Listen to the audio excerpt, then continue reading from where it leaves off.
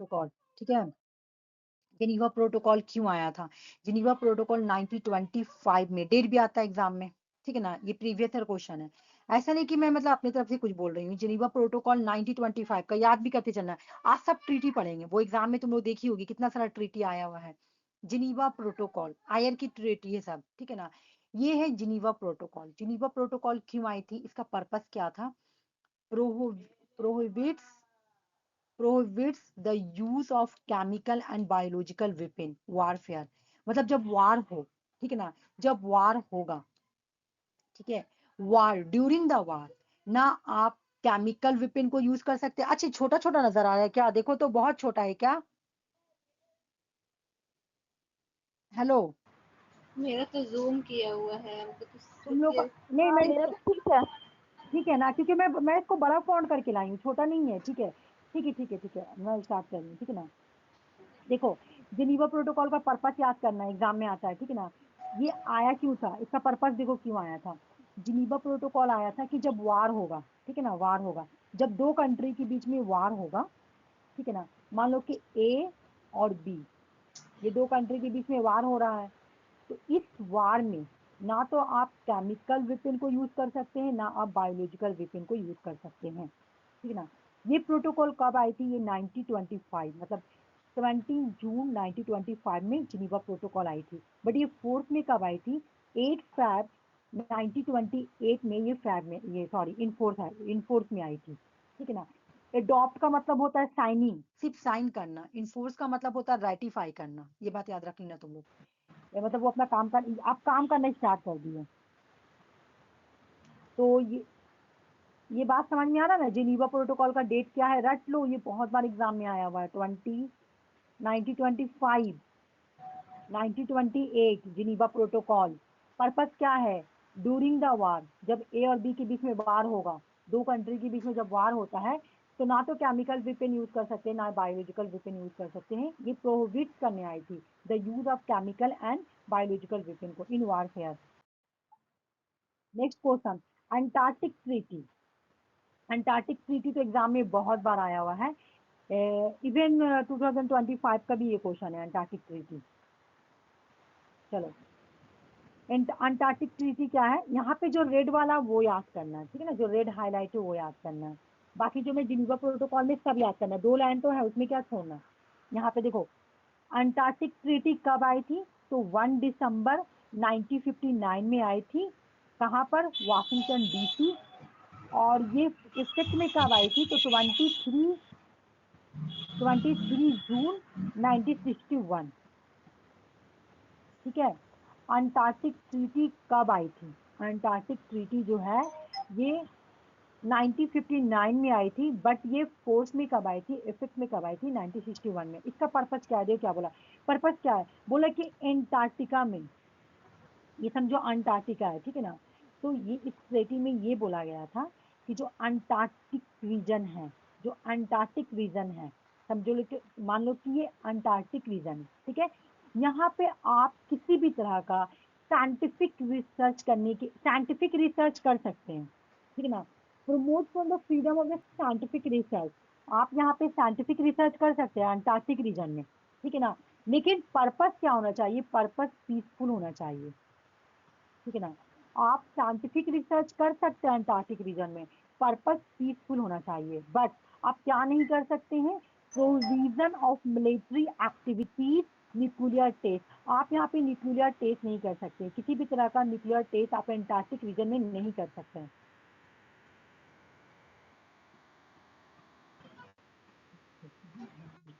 समझ में आ रहा है? अंटार्कटिका में क्या बोला गया था, अंटार्कटिका ट्रीटी में क्या बोला गया था कि आप अंटार्कटिका में साइंटिफिक रिसर्च कर सकते हैं पीसफुल पर्पस के लिए।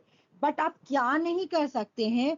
आप ना न्यूक्लियर टेस्ट नहीं कर सकते हैं, ठीक है ना। या जो भी न्यूक्लियर टेस्ट का जो भी रेडियो एक्टिविटी वेस्ट होता है, आप उसको पे डिस्पोजल नहीं कर सकते हैं। जैसे न्यूक्लियर टेस्ट का जो भी न्यूक्लियर हजार्ड निकलता है, आप उसको वहां जाके डम नहीं कर सकते हैं, मतलब आप उसको मिलिट्री पर्पस के लिए यूज नहीं कर सकते हैं। provision of military activity, nuclear test, disposal of radioactive waste, समझ में आ गया? बस साफ साफ याद करना, अंटार्कटिका रीजन आप पीसफुल पर्पस के लिए यूज कर सकते हैं, मिलिट्री टेस्ट नहीं कर सकते हैं। पहले समझ में आ गया? अंटार्कटिका कोई एग्जाम में आया है, और ये मैं जब आरसी को पढ़ाई थी तो उस टाइम तक नहीं आया था, लेकिन इस बार आया है, पढ़ाने के बाद एग्जाम में आया, ठीक है ना। अब आ जाओ पीटीबीटी। पीटीबीटी का फुल फॉर्म देखो, पार्शियल टेस्ट बैंक ट्रीटी। उस दिन क्वेश्चन सॉल्व किए हम लोग पीटीबीटी का, उस दिन सॉल्व किए, इंडिया इसका मेंबर है कि नहीं, ऐसे करके हम लोग क्वेश्चन सॉल्व किए थे, ठीक है ना। तो partial test ban treaty, partial का मतलब ही होता है आधा, पार्शियल का मतलब ही होता है आधा, ये बात दिमाग में रख लो। पार्शियल टेस्ट बिन ट्रीटी, इसका दूसरा नाम देखो क्या है, लिमिटेड टेस्ट बैंक ट्रीटी, ठीक है ना। पहला क्या है, partial test bank treaty, B sorry PTBT, दूसरा है लिमिटेड टेस्ट बैंक ट्रीटी, ठीक है ना। इसका दो नाम है, ठीक है ना, इसका दो नाम है। ये कब आई थी, ये कब आई थी, ये साइन कब हुई थी, साइन 5 अगस्त 1963, 5 अगस्त 1963 को अडॉप्ट किया गया था।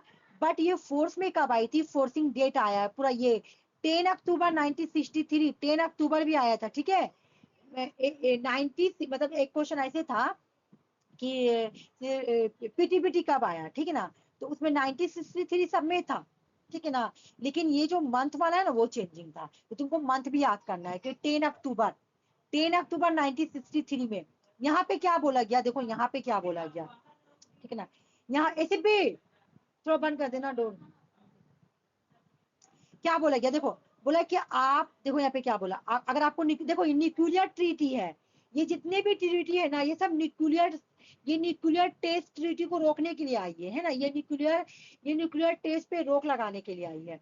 तो पीटीबीटी क्या बोल रहा, पीटीबीटी क्या बोल रहा, पीटीबीटी बोल रहा ना, देखो पीटीबीटी क्या बोल रहा, ये प्रोविजन लगा रहा, किस चीज में प्रोविजन, कि आप एटोमोस्फेयर पे न्यूक्लियर टेस्ट नहीं कर सकते हैं, आप आउटर स्पेस भी न्यूक्लियर टेस्ट नहीं कर सकते हैं, आप अंडरग्राउंड न्यूक्लियर टेस्ट नहीं कर सकते हैं, आप सिर्फ अंडर वाटर ग्राउंड, देख लो अंडर वाटर ग्राउंड टेस्ट नहीं कर सकते हैं, लेकिन आप अर्थ के अंदर अंडरग्राउंड टेस्ट कर सकते हैं, ठीक है ना। कहने का मतलब है आप एटमॉस्फेयर पे नहीं कर सकते हैं, आप स्पेस के बाहर न्यूक्लियर टेस्ट नहीं कर सकते हैं, आप पानी के अंदर टेस्ट नहीं कर सकते हैं, लेकिन आप जमीन के अंदर टेस्ट कर सकते हैं। बट आप जो जमीन के अंदर न्यूक्लियर टेस्ट कीजिएगा ना, तो वो जो उसका जो नुकसान है ना दूसरे कंट्री को नहीं होना चाहिए। मान लो कि इंडिया का न्यूक्लियर टेस्ट कर रही है, तो इंडिया अपने जमीन के अंदर बोला न्यूक्लियर टेस्ट करने के लिए, तो इसका जो भी डैब्रीज होगा, डैब्रीज मतलब जो भी कचरा होगा है ना, जो भी रेडियो एक्टिव होगा, डैब्रीज होगा, ये क्रॉस नेशनल बॉर्डर नहीं होना चाहिए। कहने का मतलब ये इंडिया का बाहर नहीं जाना चाहिए, इंडिया टेस्ट कर रहा है अपने जमीन के अंदर ही रखे इस डैब्रीज को, इसका जो भी हजार निकला है, आप जमीन के अंदर कीजिए, आपको कोई मना नहीं है, लेकिन इसको आपको अंदर ही रखना पड़ेगा, जो भी हजार होगा, इसका नुकसान दूसरे कंट्री को ना हो, ठीक है। तो यहाँ पे तुमको क्या करना है यार, India is a member of the, of है यहाँ पे, ऑफ है, India is a member of a PTBT, India PTBT का मेंबर है। मैं इसको समझा दी एक बार, मैं इसको नॉर्मल लैंग्वेज में पढ़ा रही हूँ तुम लोगों को, ठीक है ना। देखो नॉर्मल लैंग्वेज में मैं तुम लोगों को पढ़ा रही कि पीटीबीटी का फुल फॉर्म क्या है। सबसे पहला क्वेश्चन आएगा, partial test ban treaty, PTBT का दूसरा नाम क्या है, limited test bank treaty, okay. Sign कब किया गया था पीटीबीटी को, 5 अगस्त 1963 को साइन किया गया था, ओके। इंडिया इसका मेंबर है, India is a member of PTBT. Next question, ये इनफोर्स में कब आई थी, ये इनफोर्स में आई थी 10 अक्टूबर 1963, ओके। अच्छा कहां पर आई थी, तो मॉस्को सोवियत यूनियन में, मॉस्को सोवियत यूनियन में। इसको मॉस्को ट्रीटी भी बोला जाता है। अगर एग्जाम में क्वेश्चन आए कि मॉस्को ट्रीटी कौन है, क्योंकि एग्जाम में एक बार क्वेश्चन आया था तुम्हारा, ये वाला था, तो इसका नाम था मॉस्को ट्रीटी, ठीक है ना। मॉस्को ट्रीटी भी देखो, नाम पे भी कभी अगर आ जाएगा ना कि जहाँ पे हुआ था उसी पे नाम पे दे दिया तो वो भी हो जाएगा। जैसे तुम यहाँ पे देखी होगी एंटार्क्टिका ट्रीटी क्यों हुआ, क्योंकि ये अंटार्कटिका में हुआ, तो इसे अंटार्कटिका ट्रीटी, तो ये मॉस्को में हुआ तो इसका मॉस्को ट्रीटी भी हो जाएगा, ठीक है। अब एक और क्वेश्चन देखो, बाकी यहाँ पे अगर पर्पस तो नहीं आता एग्जाम में, लेकिन फिर भी एक बार पर्पस पढ़ लो कि सीटीपीटी का पर्पस क्या है, मतलब पीटीपीटी का पर्पस क्या है कि आप एटमॉस्फेयर में टेस्ट नहीं कर सकते, आप वाटर स्पेस नहीं कर सकते, आप अंडरग्राउंड वाटर नहीं कर सकते। मतलब कहने का मतलब कि अगर अर्थ का 4 पार्ट है ना, यहाँ मतलब मान लो ठीक है, तो आप यहाँ पे एटमॉस्फेयर पे टेस्ट नहीं कर सकते हैं, ठीक है, आप स्पेस पे टेस्ट नहीं कर सकते हैं, आप वाटर के अंदर टेस्ट नहीं कर सकते हैं, आप अंडरग्राउंड टेस्ट कर सकते हैं, बट किसी को नुकसान नहीं होना चाहिए, ठीक है। समझ में आ गया? ये दोनों ट्रीटी कंप्लीट हुआ, कुछ कंप्लीट हुआ तो मैं आगे बढ़ूंगी। बताओ पहले तुम लोगों को समझ में आया? हाँ। सुषमा और अंजलि बताओ, समझ में आया? अंटार्कटिका ट्रीटी पहली बार आई 1959 में, हाँ मैम। इन्फोर्स में आई 1961 में, ठीक है। सीटीबीटी का डेट है 1963, अगस्त में आई थी, अक्टूबर में तुम्हारा 10 अक्टूबर को इन्फोर्स में आई। ऑटर स्पेस ट्रीटी,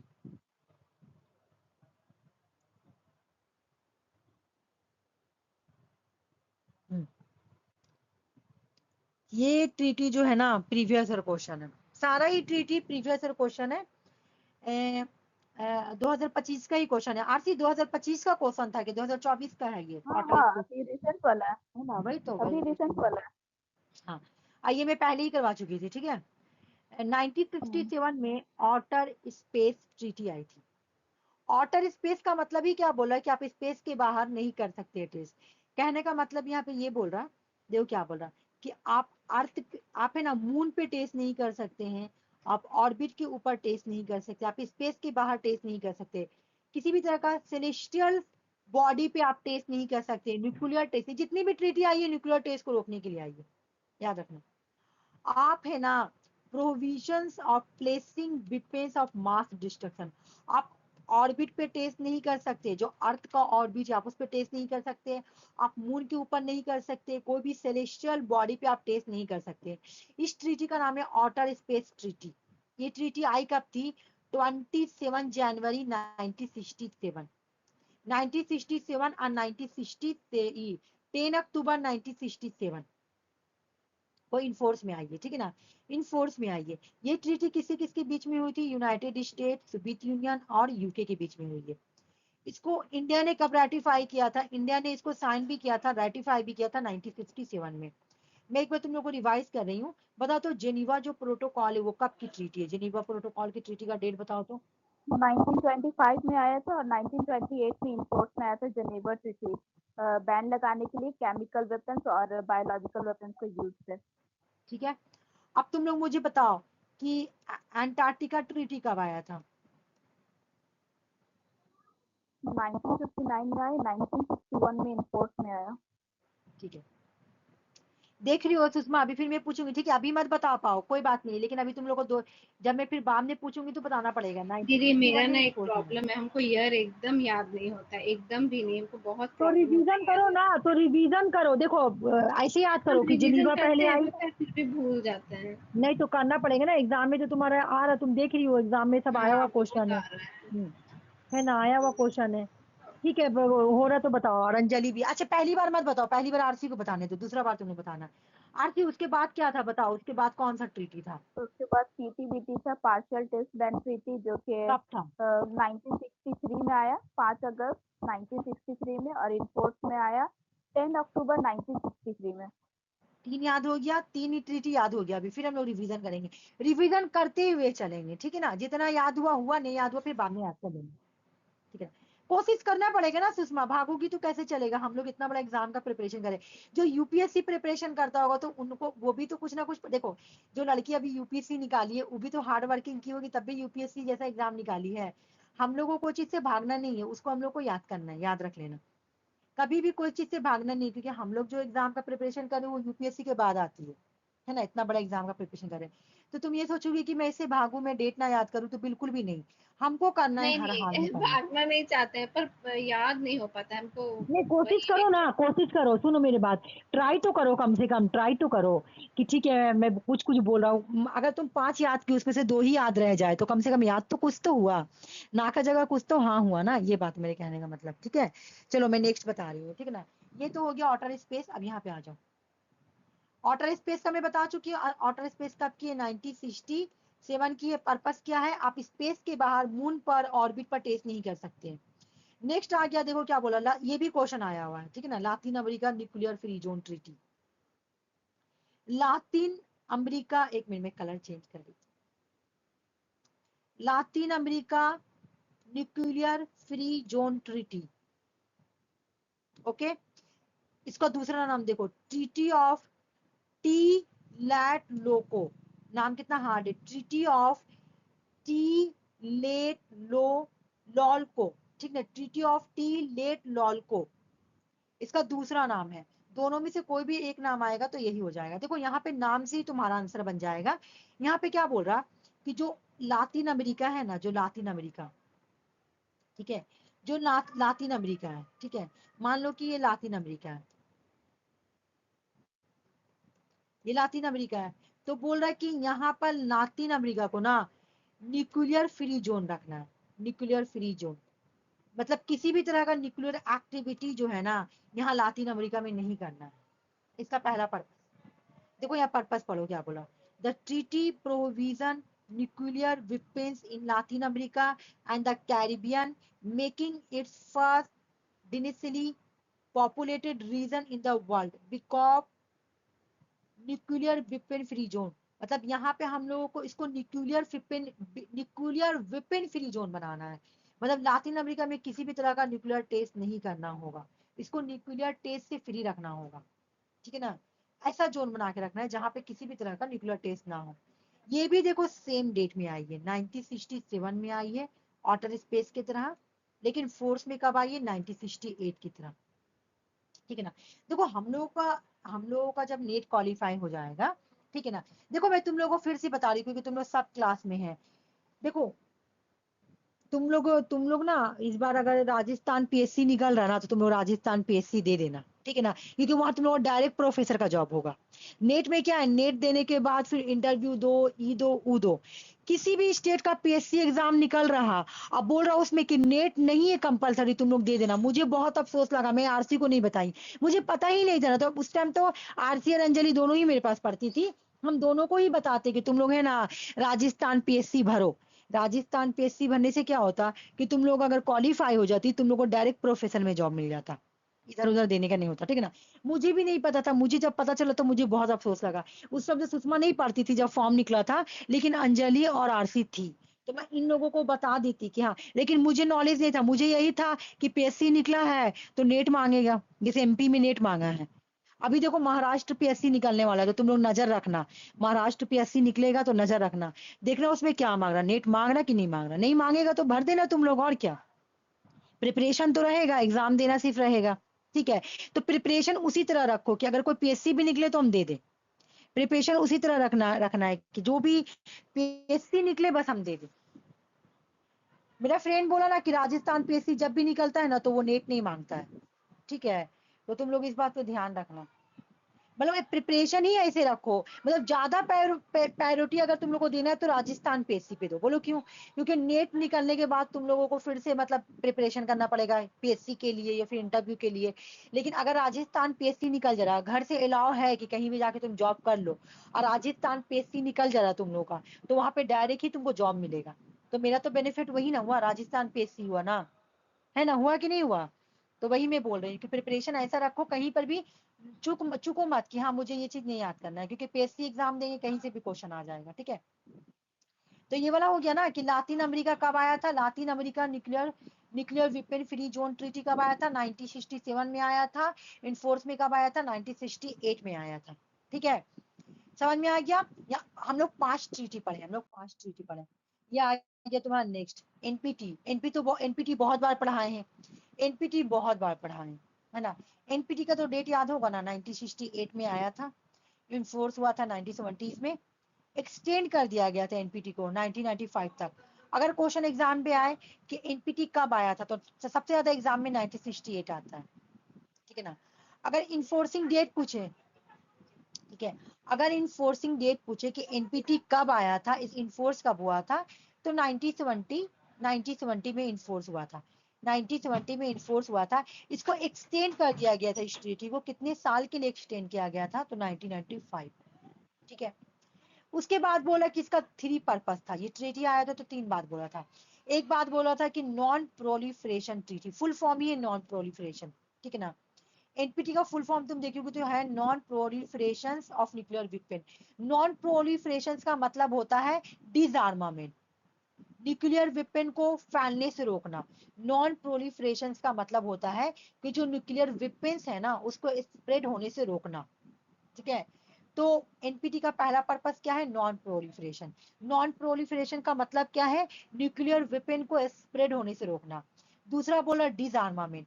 डिसआर्मामेंट का मतलब है कि हम लोग कंप्लीटली न्यूक्लियर डिसआर्मामेंट को खत्म कर देंगे, नहीं सॉरी, आर्मामेंट को खत्म कर देंगे, ठीक है ना।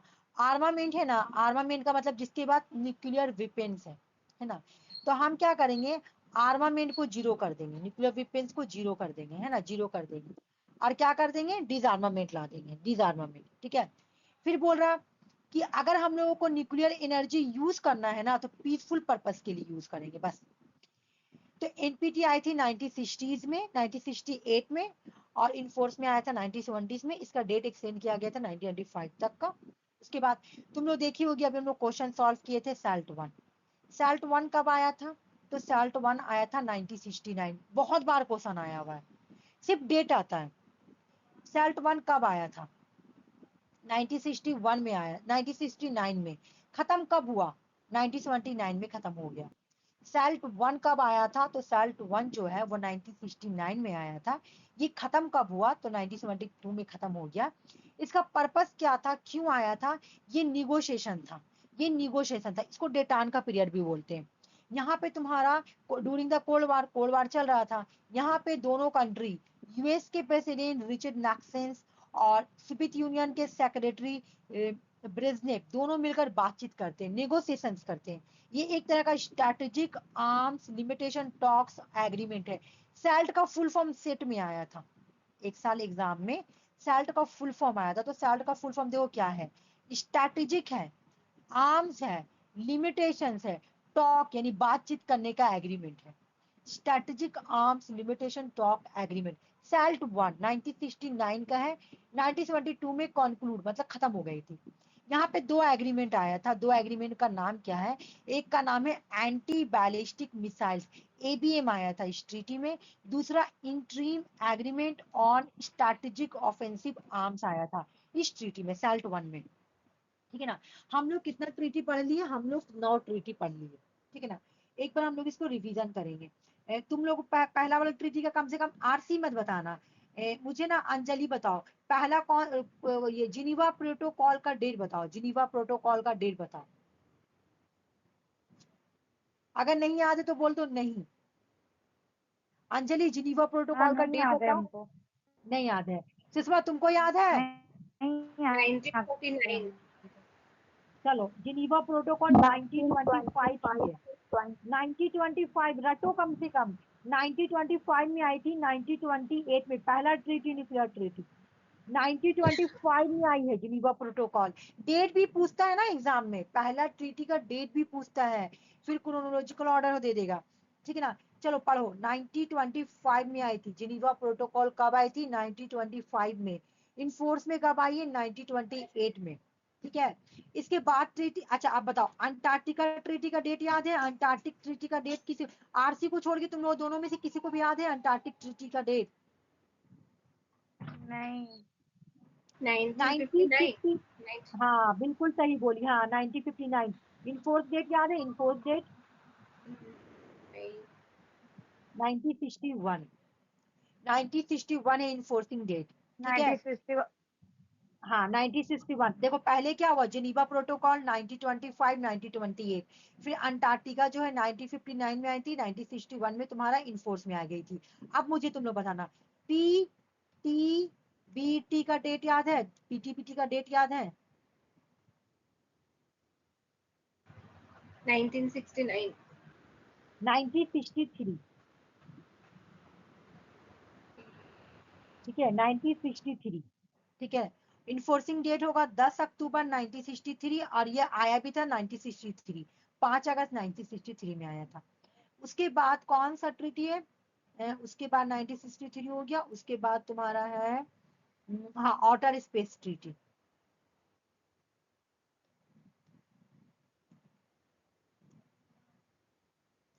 इसका डेट तो तुम लोगों को नहीं याद होगा, आउटर स्पेस ट्रीटी का। आरसी बता दो क्या है इसका डेट?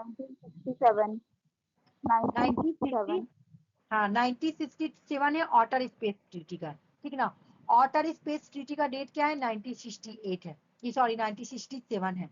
उसके बाद जो था तुम्हारा लातिन अमेरिका है ना, Latin America nuclear free zone या टी लैट लोको है ना। तो ये है तुम्हारा 1967 में आई थी, लेकिन इनफोर्स में 1968 है, ठीक है। उसके बाद तुम्हारा एनपीटी है। एनपीटी तो रट लो, एनपीटी बहुत एग्जाम में आता है 1968। अच्छा एनपीटी के बारे में एक चीज और पढ़ो। एनपीटी के बारे में हम लोग एक चीज नहीं पढ़े हैं जो कि हम लोग को पढ़ना बहुत जरूरी है। इंडिया क्या तुम आरसी मत बताना, पहले अंजलि बताएगी उसके बाद सुषमा बताएगी। इंडिया ने एनपीटी को साइन किया था, बताओ इंडिया ने एनपीटी को साइन किया था? नहीं नहीं अंजलि तुम बताओ, इंडिया ने एनपीटी को साइन किया था? नहीं किया था। नहीं किया था। ये क्वेश्चन तो बहुत बार आता है एग्जाम में। इंडिया ने एनपीटी को साइन करने से रिफ्यूज कर दिया था, ठीक है। इंडिया ने एनपीटी को साइन करने से रिफ्यूज कर दिया कि मैं एनपीटी को साइन नहीं करूंगा। ओके, अब मैं दूसरे नंबर में आता हूँ। सैल्ट 2। देखो तुम लोग ऐसे याद करना, मैं बता रही हूँ। देखो जिनीवा प्रोटोकॉल, जिनीवा प्रोटोकॉल जो है यहां से लेकर तुम लोग याद करना 1968 तक का एनपीटी का याद करना डेट, ठीक है। ये पहला पार्ट होना चाहिए याद करने के लिए, ठीक है। इसमें जो भी आया, फिर सैल्ट 1 से तुम लोगों को याद करना चाहिए। सैल्ट 1 से, फिर चलेगा तुम्हारा सैल्ट 2, फिर स्टार 1, स्टार 2, फिर शॉर्ट, ये सब आएगा, ठीक है। फिर सब इस वाला ट्रीटी आएगा। तुम कम से कम जिनीवा प्रोटोकॉल पढ़ना, फिर अंटार्कटिका पढ़ना, है ना। अंटार्कटिका का बाद तुम्हारा पीटीबीटी आ गया, पीटीबीटी आ गया। पीटीबीटी के बाद तुम्हारा ऑटर स्पेस आ गया, है ना। ऑटर स्पेस के बाद न्यूक्लियर फ्री जोन ट्रीटी आ गया। उसके बाद तुम्हारा एनपीटी आ गया, है ना। एनपीटी आ गया, हो गया। इतना याद कर लेना। उसके बाद सैल्ट 1 का स्टोरी नया से स्टार्ट होगा। अभी हम लोग सैल्ट 1 पढ़े। सैल्ट 1 कब आया है? 1969 में, ठीक है। सैल्ट 1 खत्म कब हुआ? तो 1972 में। अब जैसे ही सैल्ट 1 खत्म हुआ वैसे ही सैल्ट 2 स्टार्ट हो गया 1972 में। सैल्ट 2 का फुल फॉर्म वही होगा, स्ट्रैटेजिक आर्म्स लिमिटेशन ट्रीटी, ठीक है। अच्छे, अब हम लोग क्या पढ़ेंगे कि सैल्ट 2 आया कब था? तो बिल्कुल सैल्ट 1 के खत्म होने के बाद सैल्ट 2 आ गया था। ये भी क्या है भाई? तो ये भी एक स्ट्रैटेजी, ये भी बात करने का एक तुम्हारा ट्रीटी है, ठीक है।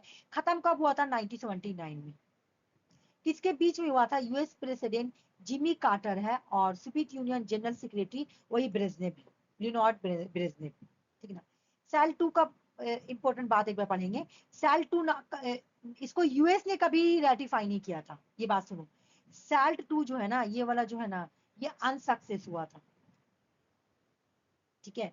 ये अनसक्सेस हुआ था, बिकॉज अनसक्सेसफुल क्यों हुआ था? क्योंकि यूएस ने इसको कभी भी, यहाँ पे लिखाएगा कि सैल टू USA was never ratified. US ने इसको कभी भी रेटिफाई नहीं किया था, कभी भी नहीं रेटिफाई किया था, इसलिए ये फेल कर गया था। तुम देख रही हो जितना भी ट्रीटी हो रहा, सोवियत यूनियन और तुम्हारा यूएस जरूर रह रहा है ना। और ये न्यूक्लियर पीस के लिए ट्रीटी है। ये ट्रीटी क्यों आई है? ये ट्रीटी न्यूक्लियर पीस ट्रीटी है ना। और जितनी भी ट्रीटी है यूएस और सोवियत यूनियन बीच में जरूर रह रहा। लेकिन क्या हुआ, ये एक ड्यूरिंग द कोल्ड वार है। अब कोल्ड वार के बीच में थोड़ा बातचीत भी हो रहा है, लोग मतलब दोस्ती भी हो रहा है। देखो ड्यूरिंग द कोल्ड वार दोस्ती भी हुआ, लेकिन यहाँ पे दोस्ती टूट गया। सैल्ट 1 को हम लोग बोलते हैं डिटान का पीरियड, क्यों? क्योंकि वहां पे उन दोनों के बीच में बहुत अच्छा से बात हुआ था, नेगोशिएशन हुआ था यूएसएसआर और यूएस के बीच में। लेकिन सैल्ट 2 में ना जो दोस्ती है ना टूट गया था। क्यों टूटा था? देखो दोस्ती क्यों टूटा था? 1979 में यूएसएसआर जो है वो अफगानिस्तान पे, सोवियत यूनियन जो है वो इन्वेंशन कर देता है अफगानिस्तान में, ठीक है ना। ये भी आता है कि सोवियत यूनियन अफगानिस्तान में हमला किस डेट को किया था, तो 1979 को। 1979 को ही SALT II खत्म हुआ था और 1979 को ही सोवियत यूनियन जो है अफगानिस्तान में हमला करता है। इस हमला की वजह से ही SALT II जो है ना खत्म हो जाता है, क्योंकि वो बोला कि हम लोग के दोनों में तो पीस चल रहा, तो फिर आप क्यों जाके आप क्यों जाके अफगानिस्तान पे हमला कर दिए। अफगानिस्तान यूएस सोच रहा था कि मेरा वहां पे दबदबा रहे, और सोवियत यूनियन वहां पे जाके हमला कर दिया, तो यूएस गुस्सा हो गया। अब जब गुस्सा हो गया तो SALT II को खत्म कर दिया 1979 में। ठीक है, हम लोग एक स्टोरी पढ़ेंगे जिनीवा प्रोटोकॉल से लेके एनपीटी तक का। दूसरा स्टोरी हम लोग SALT I से स्टार्ट करेंगे। ठीक है, तो SALT I कब आई थी, 1969। खत्म कब हुई थी, 1972। फिर जैसे 1972 में SALT I खत्म हुई, हम लोग SALT II स्टार्ट कर दिए। स्टार्टिंग में तो ठीक चला, जैसे ही 1979 में सोवियत यूनियन अफगानिस्तान पे हमला करती है 1979 में, 1979 में SALT II भी तुम्हारा खत्म हो जाता है। ठीक है, SALT II में एक चीज आया था, देखो अब तुम लोग को याद नहीं हो रहा तो मुझे पढ़ाने में भी ठीक नहीं लग रहा। Limiting the number of strategic, मतलब ये सब तुम्हारे माइंड में रहेगा कि नहीं, लेकिन एक बार रखो। SALT II में क्या हुआ था कि लिमिट लगाने के लिए आया था। किस चीज में लिमिट लगाने के लिए आया था, nuclear delivery vehicles, nuclear delivery vehicles के ऊपर लिमिट लगाने के लिए आया था SALT II के ऊपर। और यहाँ पे इंटरकॉन्टिनेंटल बैलिस्टिक मिसाइल को शामिल किया गया था। ठीक है ना, यहाँ पे सबमरीन लॉन्च किया गया था बैलिस्टिक। यहाँ पे एसएलएम का फुल फॉर्म को एसएलएमबी को फुल फॉर्म किया गया, इंट्रोड्यूस किया गया था, सॉरी। यहाँ पे एसएलबीएम को इंट्रोड्यूस किया गया था। एसएलबीएम का फुल फॉर्म है सबमरीन लॉन्च बैलिस्टिक मिसाइल। इनको लॉन्च किया गया था। ठीक है, लॉन्च किया गया था। ठीक है, क्यों लॉन्च किया गया था, न्यूक्लियर डिलीवरी व्हीकल्स को रोकने के लिए, इस तरह का मतलब न्यूक्लियर एक्टिविटी को रोकने के लिए, कि अब ज्यादा से ज्यादा कंट्री न्यूक्लियर वेपन्स को यूज ना करे, है ना, इस वजह से। ठीक है, उसके बाद मैं एक बार फिर से तुम लोगों को रिवीजन अभी नहीं कराऊंगी, मैं SALT I से ही लेके चल रही हूँ। ठीक है ना, वो अब मैं स्टोरी वहां से छोड़ रही है, भी SALT I पकड़ रही हूँ। देखो SALT I कब आई थी, तो SALT I जो आई थी वो 1971 में, सॉरी 1969 में आई थी, सॉरी, और 1972 में खत्म हो गई थी, है ना। कब खत्म हुई थी, तो 1972 में। जैसे ही खत्म हुई तो SALT II 1972 में स्टार्ट हो गई। ठीक है ना, फिर उसके बाद क्या हुआ कि सोवियत यूनियन जो है 1979 में इन्वेंशन कर देता है। कहाँ इन्वेंशन करता है, सोवियत यूनियन के ये अफगानिस्तान पे हमला कर देता है। अब हमला करता है यूएस को, हाँ, यूएस क्या, ये तुम देखी होगी, ये भी क्वेश्चन में आया हुआ है कि सोवियत यूनियन अफगानिस्तान पे हाँ, ये कौन आया सा था, एयर पे हमला किया, ये भी क्वेश्चन आया हुआ है ना। मैच था। तुम लोग मैचिंग में था कि वो एयर को मैचिंग मिलाना था, एयर को मैच मिलाना था, एयर को मैच में और मिलाना उसके था साथ ये तुमको। भी था, मैकल गॉरेसिव कब यूएसएसआर का ये बना था, क्या बोलते हैं, हाँ, वही प्रेसिडेंट जो तो याद तो करना पड़ेगा, 1985 तुम लोगों था। को हर हाल में याद करना पड़ेगा। ठीक है, इसलिए मैं दोनों को मिला दी हूँ कि ऐसे SALT II का डेट भी खत्म होने का डेट याद रहेगा और तुमको इन्वेंशन भी याद रहेगा। अब आ जाओ, अब आईएनएफए उस दिन तो आया था क्वेश्चन में, तो ये सुषमा थी, तो सुषमा बोली दी मुझे नहीं पता आईएनएफए का डेट। आईएनएफए का डेट पूछ रहा था, इंडिविजुअल क्वेश्चन था कि इंटरमीडिएट रेंज न्यूक्लियर फोर्स कब आई, तो मैं आरसी बता दिया और सुषमा बोली मुझे दी याद नहीं है। तुम बोली थी वाला आया था तो आईएनएफए, तो अब आईएनएफए याद करो। याद तो करना पड़ेगा, क्या करे, देखो याद नहीं करोगी तो फिर एग्जाम कैसे क्वालिफाई होगा। 100% प्रिपरेशन करके जाना है एग्जाम में, ऐसा नहीं लगना कि हम कमजोर हैं। ठीक है, मैं तो ज्यादा से ज्यादा कोशिश तुम लोगों को सोचूंगी कि पूरा ही प्रिपरेशन कराऊं। ठीक है, तो सबसे पहले आईएनएफए करती हूँ। ठीक है ना, आईएनएफए का फुल फॉर्म पहले पढ़ो, एग्जाम में इसका फुल फॉर्म भी आता है, इंटरमीडिएट रेंज न्यूक्लियर फोर्स। ठीक है, intermediate range nuclear force. Treaty कब आई थी, अगर पूरा नहीं याद हो रहा तो 8 दिसंबर 1987 और 1 जून 1988 इन फोर्स में आई थी। पूरा नहीं आ रहा तो खाली ऐसे याद कर लो कि आईएनएफ जो है ना वो 1987 में आई थी। एक ही डेट कम से कम याद कर लो, क्योंकि एग्जाम में 1987 वाला आया था, 1981 नहीं आया था। ठीक है, ये क्यों आई थी, बड़ा वाला अगर तुम नहीं याद हो रहा ना तो छोटा वाला पर्पस याद कर लो, एग्जाम में पर्पस आता, गोल क्या था, बैन लगाने के लिए आई थी। क्या बैन लगाने के लिए आई थी, कि लैंड बेस्ड मिसाइल को यूज नहीं किया जाएगा। लैंड बेस्ड मिसाइल पे बैन लगाने के लिए आई थी कि कौन कौन लैंड बेस्ड मिसाइल है उस पे रोक लगाने के लिए आई थी। आईएनएफए आई थी लैंड बेस्ड। देखो यहाँ पे पूरा लिखा हुआ है कि conventional ground launch ballistic and cruise missile with range 5000 से 5500 किलोमीटर का रेंज का मिसाइल होगा, उस पर रोक लगाएंगे।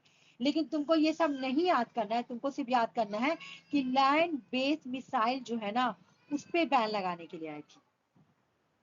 आईएनएफए क्या है? आईएनएफए का फुल फॉर्म है इंटरमीडिएट रेंज न्यूक्लियर फोर्स। ठीक है, इंटरमीडिएट रेंज न्यूक्लियर फोर्स। आई कब थी? 1987। डेट खाली याद कर लो, खाली 1987 कर लो, एग्जाम में वही आया है, कम से कम प्रीवियस ईयर याद कर लो। ठीक है ना। आई क्यों थी? पर्पस क्या था? बैन लगाने के लिए। किस चीज पे बैन लगाने के लिए? जो 2 कैटेगरी का लैंड बेस्ड मिसाइल होता है उस पर रोक लगाने के लिए आई थी। ठीक है ना। तो हम लोग अभी क्या क्या पढ़े? सैल्ट 1 पढ़े। ठीक है, सैल्ट 1 का डेट बताओ अंजलि। नहीं याद होगा कोई प्रॉब्लम नहीं, बताओ, कम से कम कोशिश करो। सैल्ट 1 का डेट बताओ। 1969 में आई थी। इसका एंडिंग का डेट बताओ। आरसी तुम बता दो एंडिंग का डेट सैल्ट 1 का। 1972। ठीक है, ये सैल्ट 1 है।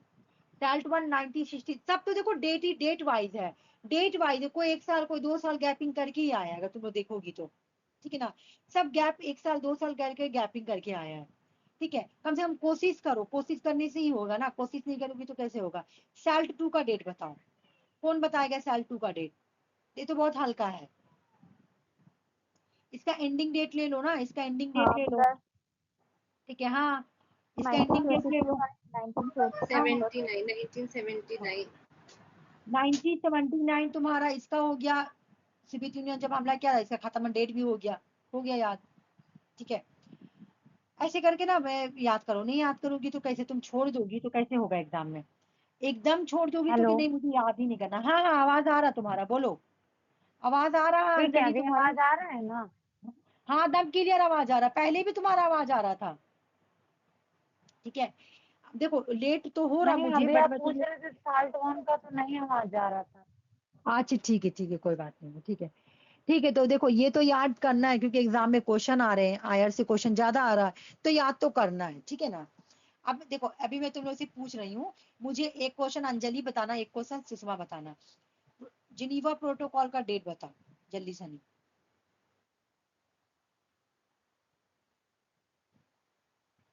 1961। 1925 पहला ट्रीटी है ये, 1925। इन्फोर्सिंग डेट है 1928। ठीक है, ये जिनीवा प्रोटोकॉल में पूरा लिख दे रही हूँ, जिनीवा, GNEVA, जिनीवा प्रोटोकॉल कब की है? 1925।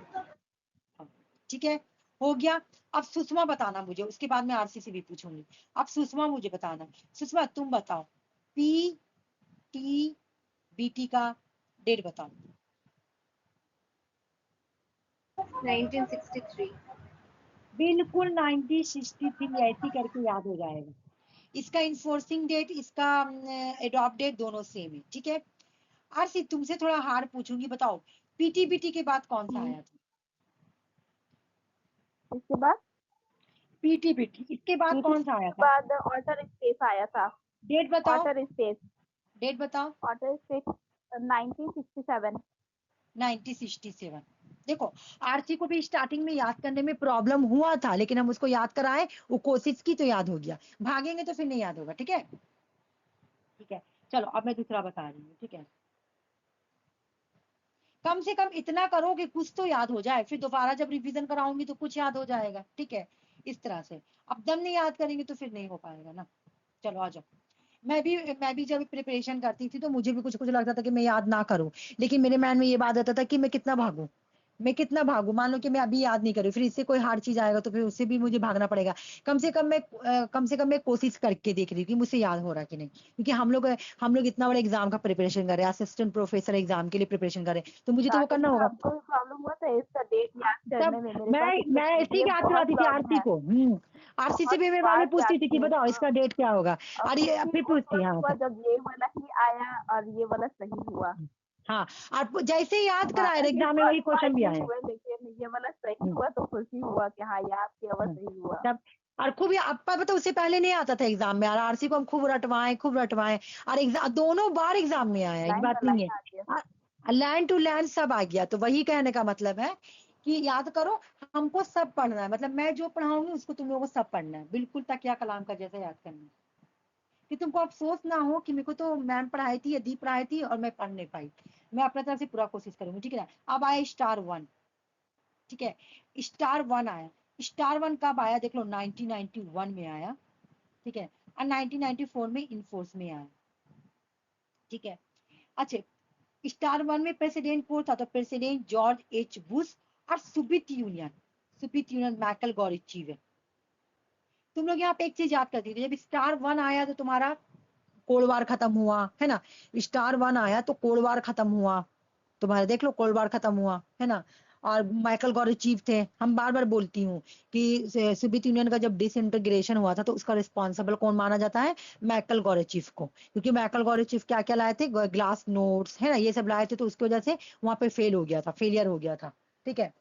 तो इस वजह से उनको ही लास्ट मानेंगे। और यहाँ से स्टार वन को ऐसे भी याद कर लेंगे कि स्टार वन के वक्त ही तुम्हारा कोल्ड वार खत्म हुआ था 1991 में। तो स्टार वन कब आया था, यहाँ पे स्टार वाला काम हुआ था, क्या हुआ था, कोल्ड वार खत्म हुआ था 1991 में, लेकिन इनफोर्स 1994 है, ठीक है ना। इनफोर्स कब है, 1994 है, ओके। उसके बाद हम लोगों को एक आर्ट ट्रीटी पढ़ना है, ओपन स्काई ट्रीटी।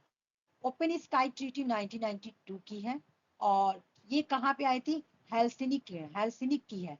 और ये ट्रीटी इनफोर्स में कब आई थी, 1 जनवरी 2002। प्रीवियस ईयर क्वेश्चन है, ये भी सब प्रीवियस ईयर क्वेश्चन है, ठीक है ना। मैं अपने तरफ से कुछ नहीं करवाई, ये सब आया हुआ क्वेश्चन है, ठीक है ना। और ये सब नेट का सिलेबस भी है। ओपन स्काईज ट्रीटी, ठीक है ना। ओपन स्काईज ट्रीटी का मतलब यहाँ पे ये बोल रहा कि देखो यहाँ पे तो कोई मैं पर्पस नहीं लिखी हूँ, ये तुमको सिर्फ डेट ही याद करना है, ये सिर्फ तुमको डेट याद करना है। डेट क्या है, 1992 और 1 जनवरी 2002, ठीक है। कोशिश तो कर सकते हैं ना हम लोग, कोशिश कर सकते हैं। देखो एक बार फिर से रिवीजन कर रही हूँ। साल्ट वन, लेट होगा कोई बात नहीं है, मैं याद करा के रहूंगी। साल्ट वन का डेट बताओ मुझे, कोई भी बता दो अगर याद है तो। बोले हाँ बोलो। सेल्फ वन 1972 1969 से लेके 1972 तक। 1969 से 1972 तक खुला था, गलत बताई कोई बात नहीं, हाँ, फिर से याद हो जाएगा अंजलि। 1969 से लेके 1972 तक, कहानी याद करो, यहाँ से कहानी जोड़ो, देखो कहानी ऐड करो, यहाँ से एक स्टोरी जैसे याद करो, चलो स्टोरी याद करो। देखो सेल्ट वन का कहानी 1969 से स्टार्ट होता है, ये 1969 से चला 1972 तक का। 1972 में जैसे ही सेल्ट टू खत्म हुआ, ये सेल्ट वन खत्म हुआ, सेल्ट टू स्टार्ट हो गया। चलो स्टोरी से याद करते हैं, ठीक है ना। सेल्ट टू स्टार्ट हो गया 1972 में। 1972 चल रहा था, दोनों में बातचीत है, ये एक बातचीत है। सेल्ट वन सेल्ट टू क्या है, नेगोशिएशन है। लेकिन ये लड़ाई कैसे हुआ, ये ट्रीटी कैसे खत्म हुआ, जब 1979 में जब रसिया ने इन्वेंशन कर दिया अफगानिस्तान पे, तब तुम्हारा सेल्ट टू खत्म हो गया, सेल्ट टू, है ना, खत्म हो गया सेल्ट टू। उसके बाद एक और ट्रीटी आती है जिसका नाम है INF. INF INF sorry INF INF का फुल फॉर्म क्या है, intermediate range nuclear international force. Monetary fund. International को देखो पहले, तुमको नहीं दिख रहा, intermediate range nuclear force, IMF नहीं है, आईएनएफ है अंजलि, आईएनएफ है, ठीक है। Intermediate range nuclear force treaty, ठीक है, 1987 की है ये ट्रीटी। क्यों आई थी, लैंड बेस्ड मिसाइल पे रोक लगाने के लिए आई थी। स्टार वन कब आया था, जब स्टार काम हुआ था, स्टार काम क्या हुआ था, कोल्ड वार खत्म हुआ था, ठीक है। और 1994 में इनफोर्स में आया था। एक ही याद कर लो कम से कम कि 1991 में आया था, ऐसे एग्जाम में जो आया था ना वो 1994 आया था इसमें से। स्टार 1 का जो डेट आया था ना मैचिंग करने के लिए तो 1994 था। इसी में बोलती हूँ दोनों याद करने के लिए, 1991 भी 1994 भी, ठीक है। ओपन स्काई ट्रीटी 1992 में आई थी, 2002 में ये क्या हुआ था तुम्हारा, इनफोर्स हुआ था।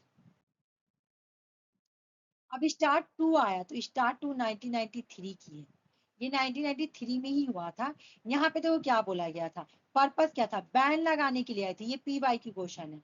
बैन लगाने के लिए आई थी, the use of multiple independently target re entry vehicles, re entry vehicles के ऊपर रोक लगाने के लिए आई थी। मल्टीपल यूज, मिसाइल का जो मल्टीपल, जो लोग इंडिपेंडेंटली री एंट्री व्हीकल्स का यूज कर रहे हैं था, उसको ही रोक लगाने के लिए सेकंड स्टार 2 आई थी। स्टार 2 एग्जाम में क्वेश्चन आया हुआ है कि इसमें से कौन सा स्टार 2 का पर्पस है, ठीक है ना, ऐसे क्वेश्चन था, इसमें से कौन सा स्टार 2 का पर्पस है।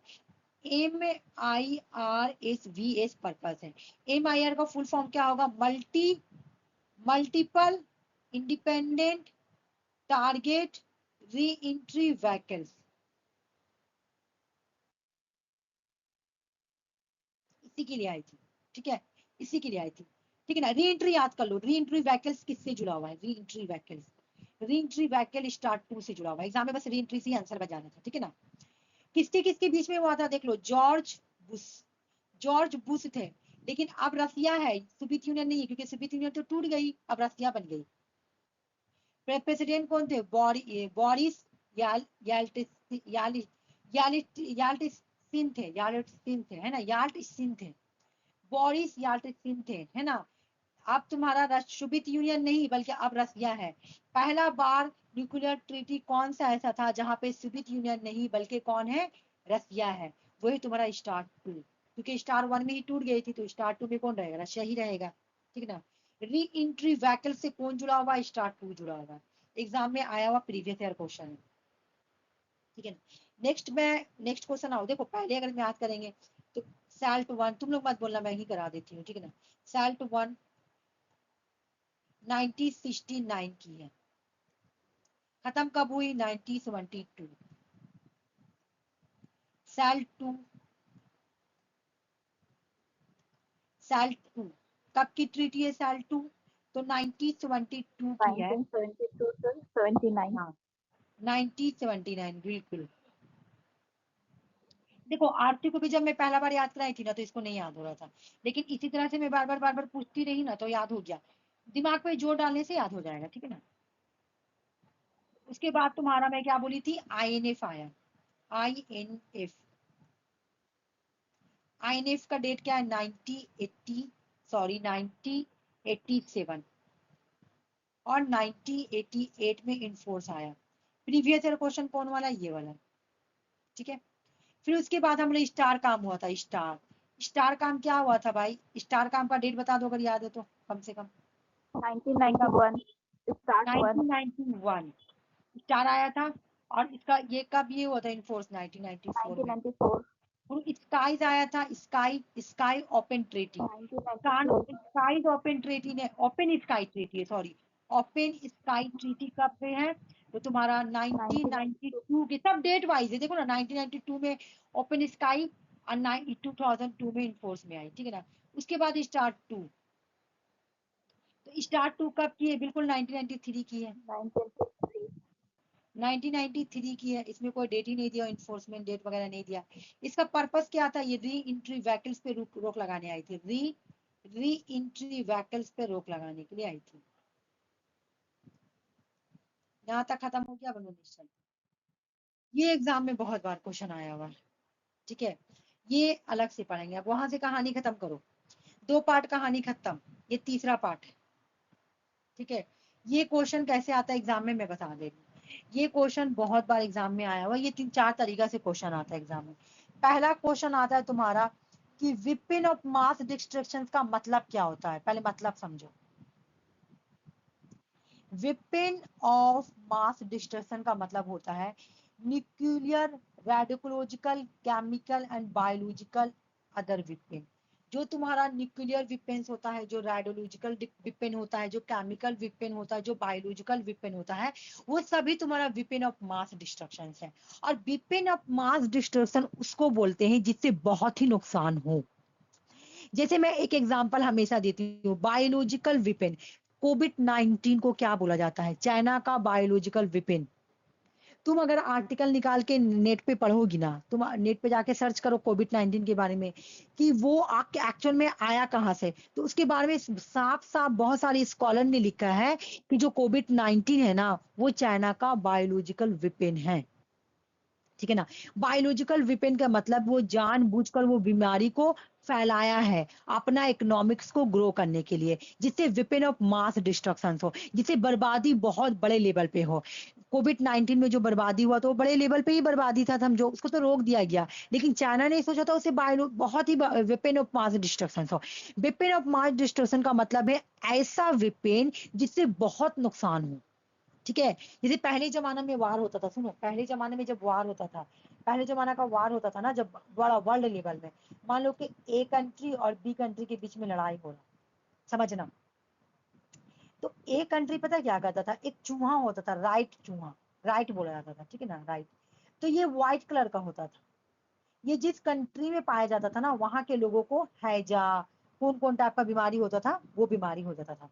तो ये क्या करता था, जितना भी चूहा है ना, इसके यहाँ छोड़ देता था, ठीक है ना, ताकि ये फाइनेंशियल कमजोर हो जाए, बीमारी में परेशान हो जाए, उसके बाद मैं इसके ऊपर अटैक कर दूं। तो ये हो गया बायोलॉजिकल वेपन। और इस वेपन से जो नुकसान होगा ना, इसको ही बोलेंगे वेपन ऑफ मास डिस्ट्रक्शन। इसका जो बर्बादी होगा ना, बहुत बड़ा बर्बादी होगा, बहुत लोगों का जान जाएगा, बहुत लोगों का नुकसान होगा, बहुत फाइनेंशियल क्राइसिस होगा, लोगों का जान होगा, अफरा तफरी मच जाएगा, लोग कंट्री छोड़कर भागेंगे कि यहाँ पर से तो बीमारी फैला हुआ है, इस कंट्री को छोड़ के भागो, है ना, इसलिए वहां फैलाया जाता था। एक हो गया। केमिकल वेपन हो तुम्हारा, रेडियोलॉजिकल वेपन हो तुम्हारा, न्यूक्लियर वेपन हो। तुम देखी थी जापान में, जापान में जो तुम्हारा chemical, radiological, nuclear weapon use किया गया है, उसका इफेक्ट आज तक है। इसका जो डिस्ट्रक्शन हुआ है ना, वो मास डिस्ट्रक्शन है, मास डिस्ट्रक्शन। तुमको पता ना, जापान में जब सेकंड वर्ल्ड वॉर में यूएस ने जापान के शहर पे जो न्यूक्लियर एटॉमिक बम गिराया है, उसका जो नुकसान हुआ है ना, वो वेपन ऑफ मास डिस्ट्रक्शन है। कैसे?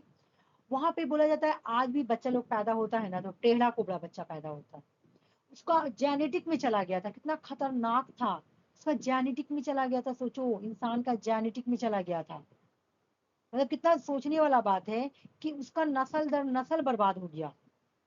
मतलब आज तक वहां बच्चा पैदा होता है ना, उस शहर में खास करके, तो टेढ़ा कुबड़ा बच्चा पैदा होता है, हाथ नए, पाँव नए, कान नए, नाक नए, मतलब जेनेटिक को बर्बाद कर दिया था। तो उसी को वेपन ऑफ मास डिस्ट्रक्शन बोलते हैं, जिसका डिस्ट्रक्शन बहुत बड़ा हो, ठीक ना।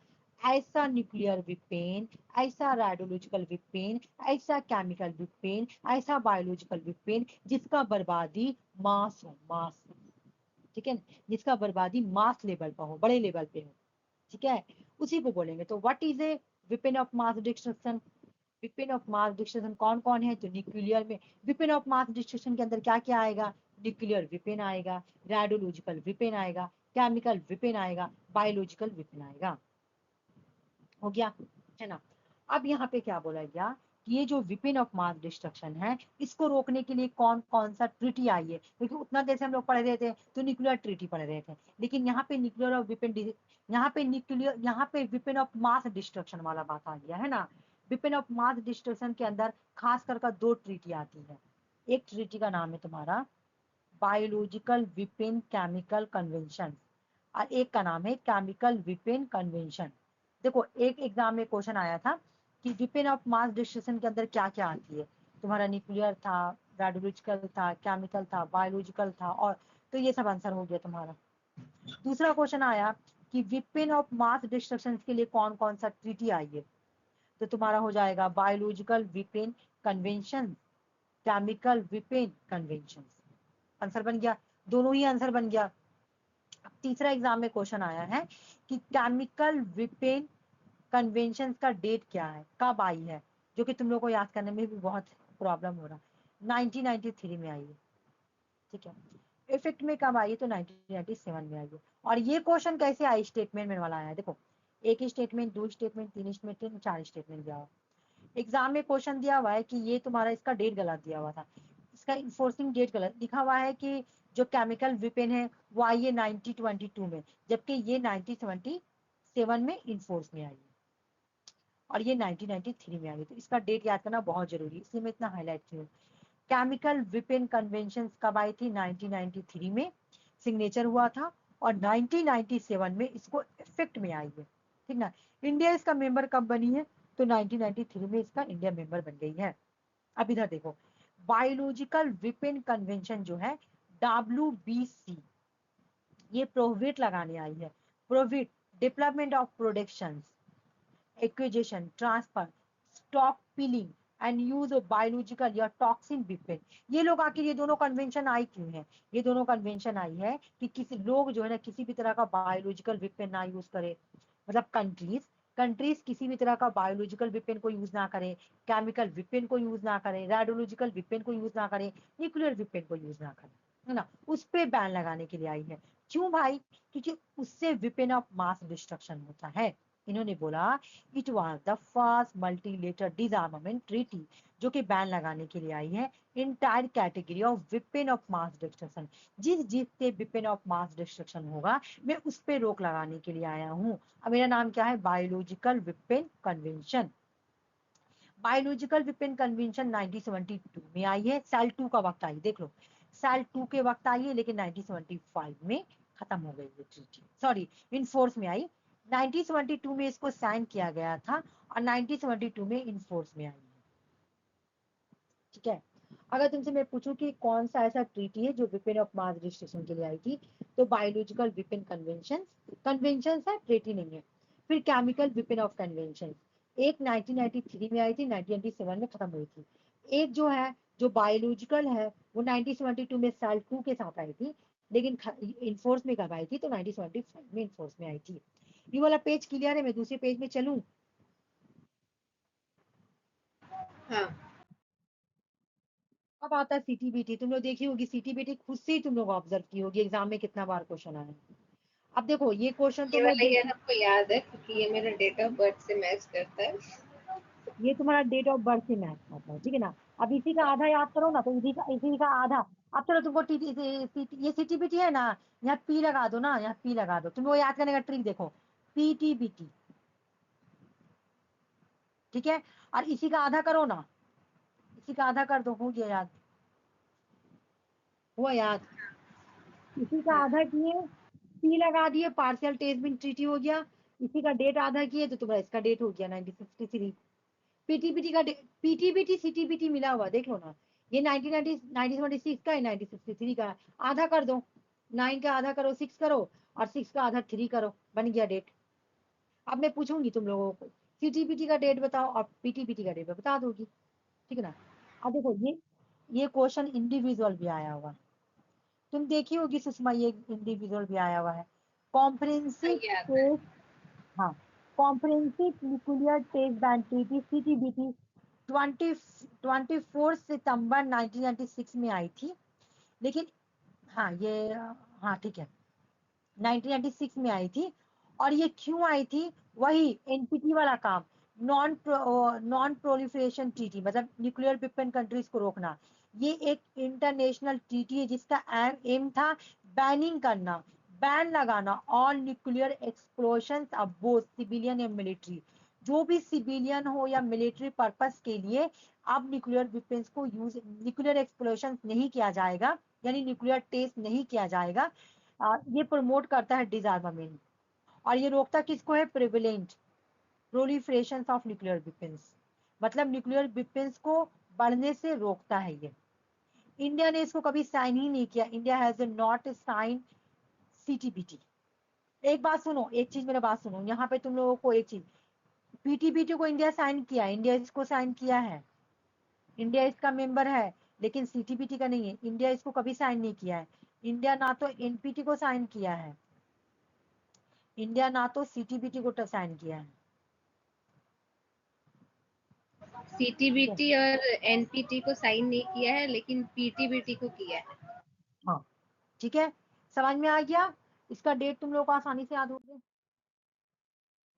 तो बोले ये कितना है है सब PYQ, हाँ ये सब ये चीजें वाला करते थे। बहुत सारा है, हाँ ये सब एग्जाम में आता भी आता है। है, आता है एग्जाम में, मैं क्या करूँ बताओ। तुम लोग ना 2 2 3 3 करके जैसे याद करना है भाई याद कर लेना, ठीक है ना। सॉर्ट फुल फॉर्म एग्जाम में आता है, the strategic offensive reduction treaty. तुम लोग ऐसे याद कर सकती हो, देखो मैं बता रही हूँ। सैल्ट पहले आया, मान लिया डेट नहीं याद हुआ, सुनो। सैल्ट पहले आया, चलो ये एक हल्का तरीका है। सैल्ट 1 पहले आया, सैल्ट 2 बाद में आया, अगर एग्जाम में आ रहा है, एग्जाम में सुनो। सैल्ट 2 बाद में आया, फिर स्टार 1 आया, START सॉरी, स्टार 1 पहले आया, ठीक है ना। फिर स्टार 2 आया, अगर एग्जाम में तुम लोगों को आ रहा मैचिंग करने के लिए तो आराम से मैचिंग कर लेगी। फिर सॉर्ट आया, हो जाएगा ऐसे याद, पहले सैल्ट 1 फिर सैल्ट 2 फिर स्टार 1 स्टार 2 फिर सॉर्ट। ये अगर एग्जाम में आता है डेट, तो तुम तो कम से कम डेट से तुम लगा सकती हो ना कि ये पहले आया। अब देखो मैं यहाँ पे तुम लोगों को एक दे रही हूँ टास्क, तुम लोग करना। तो देखो मैं तुम लोगों को देख रही हूँ, देखो तुम लोगों को आराम से हो भी जाएगा और मेरे वाली ट्रिक काम भी कर जाए, आई होप कि काम कर जाए। देखो मैं तुम लोगों को यहाँ पे एक टास्क दे रही हूँ, तुम लोग इसी से करना। तो मान लो कि ये सैल्ट 1 है ना, इस सैल्ट 1 सैल्ट सैल्ट 2, ठीक है। उसके बाद हो गया स्टार 1, STAR स्टार 1, ठीक है। उसके बाद आया स्टार 2, ठीक है।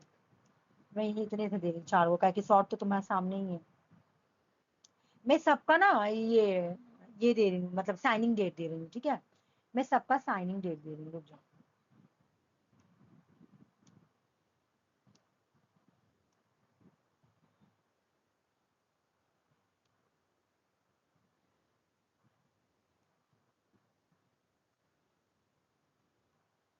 अगर एग्जाम में तुम लोग का ऐसे क्वेश्चन आता है, मान लो, ठीक है। साल्ट 1 तो 97। तुम मत बोलो आरती, तुम मत बोलो, तुमको याद है तुमसे मैं पूछूंगी। इन लोगों को एक बार सॉल्व करने दो, अब सॉल्व करो तो।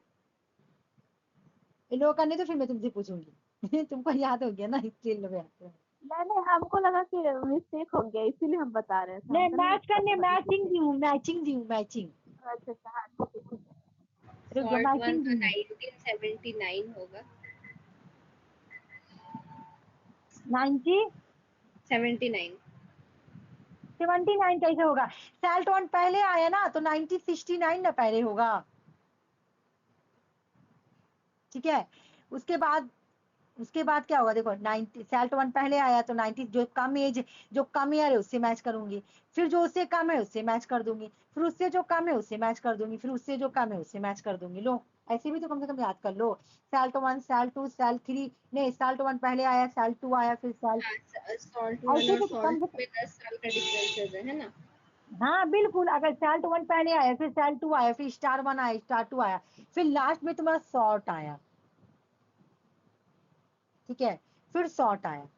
तो मान ली एग्जाम में अगर ऐसा क्वेश्चन है, कम से कम याद ना हो तो कम से कम इतना से तो सॉल्व हो जाएगा। आरसी को याद है, इसलिए आरसी में तुमसे नहीं पूछी थी, ठीक है ना, तुम तो कर लेती फौरन, इसलिए मैं नहीं पूछी, ठीक है। चलो अब शॉर्ट्स के बारे में पढ़ते हैं।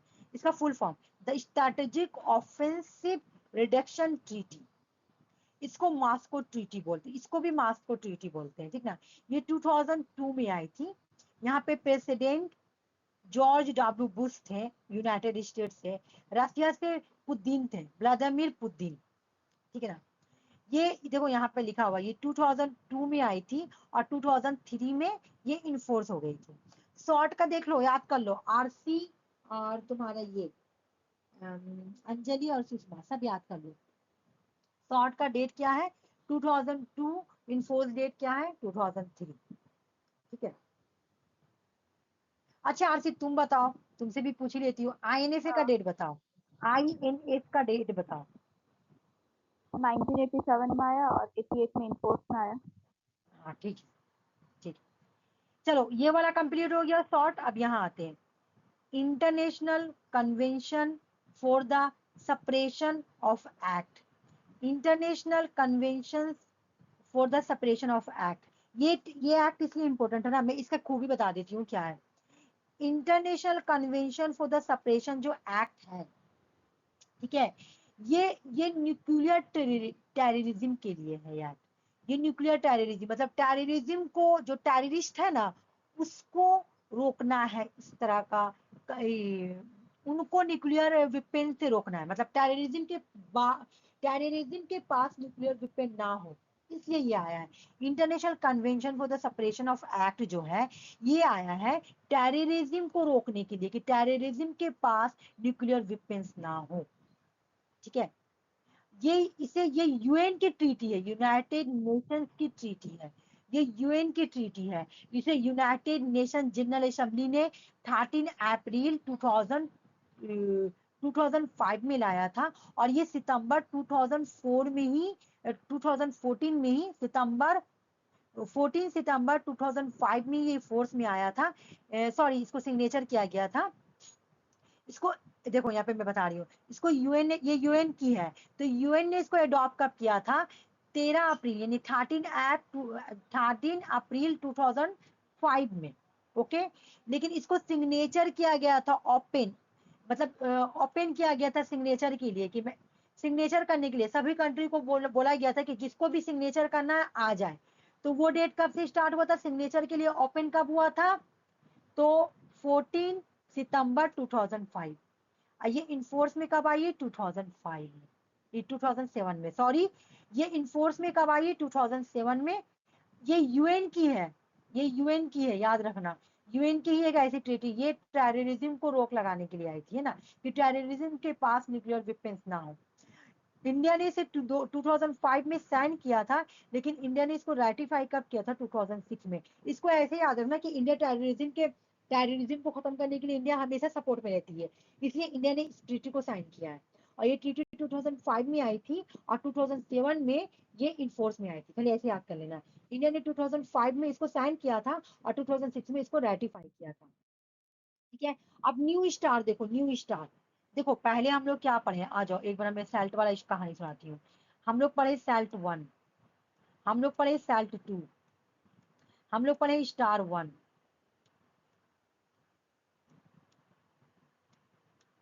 फिर हम लोग पढ़े स्टार 2। कम से कम इस वाला कहानी पढ़ लेते हैं ना, स्टार 2। एक बार डेट बोले। हाँ बोलो, बिल्कुल बोलो। सॉल्ट 1 1969, हाँ बिल्कुल और सही सॉल्ट बोली। 1979। खत्म का डेट तुम बोलियो इसका, ठीक है ना। देखो जो साल्ट 1 है ना, ये हाँ 1969 तुम सही बोली, ठीक है हाँ ना। लेकिन ये जो खत्म हुआ 1972 में, ठीक है, और 1972 में ही तुम्हारा साल्ट 2 आ गया था, ठीक है। ओ 1972 में ही साल्ट 2 आ गया, और वो खत्म हुआ 1929, था 1979 में। हाँ हाँ बिल्कुल सही बोली, 1929 एंड है, दम सही बोली, हाँ दम सही बोली। अब यहाँ से देखो कहानी कैसे स्टार्ट हो रहा, ये पूरा दम अच्छा है। देखो स्टार 1 1991 का स्टोरी है, जब तुम्हारा ड्यूरिंग द कोल्ड वार, बीच में ओपन स्काई आया था, फिर स्टार 2 1993 का है, क्योंकि बीच में तुम्हारा ओपन स्काई 1992 था। उसके बाद हम लोग शॉर्ट पढ़े है ना, शॉर्ट पढ़े ना, अभी हम लोग शॉर्ट पढ़े ना, शॉर्ट पढ़े। तो शॉर्ट तुम्हारा कब का है, तुम्हारा 2000 का है, 2002 का है। 2002। फिर अभी हाँ 2002 का है। फिर हम लोग पढ़े न्यू स्टार, कम से कम इस वाला स्टोरी याद कर लो, है ना। न्यू स्टार आ गया, न्यू स्टार। न्यू स्टार कब का है देख लो, 2010 का है ना, एग्जाम में आया हुआ न्यू स्टार का डेट आया हुआ एग्जाम में, 8 अप्रैल 2010 में न्यू स्टार आया है, और इनफोर्स में 2011 में आया है, ठीक है। देखो डेट याद कर लो, 2010 में आया है, रिसेंट का ही है न्यू स्टार, है ना, न्यू स्टार। देखो बात वो नहीं है, बात यहाँ पे समझना, कम से कम तुमको साल्ट 1 का तो डेट याद हुआ, कम से कम तुमको साल्ट 2 का तो डेट याद हुआ, पूरा नहीं याद हुआ, कम से कम 2 तो याद हुआ, कम से कम जिनीवा प्रोटोकॉल का तो डेट याद हुआ, कम से कम तुमको पीटीपीटी का तो डेट याद हुआ, पीटीपीटी का डेट तो याद हुआ, कम से कम 2-3 तो याद हुआ कि नहीं हुआ, ये बात बताओ मुझे। मेन प्रॉब्लम ये नहीं कि तुमको याद नहीं हुआ, मेन ये बताओ कि तुमको कुछ तो याद हुआ, ये बात बताना, ठीक है। कुछ तो याद हुआ, ये बात है, ठीक है। अच्छा नेक्स्ट में जाती है, रुको। अच्छा अब ये लास्ट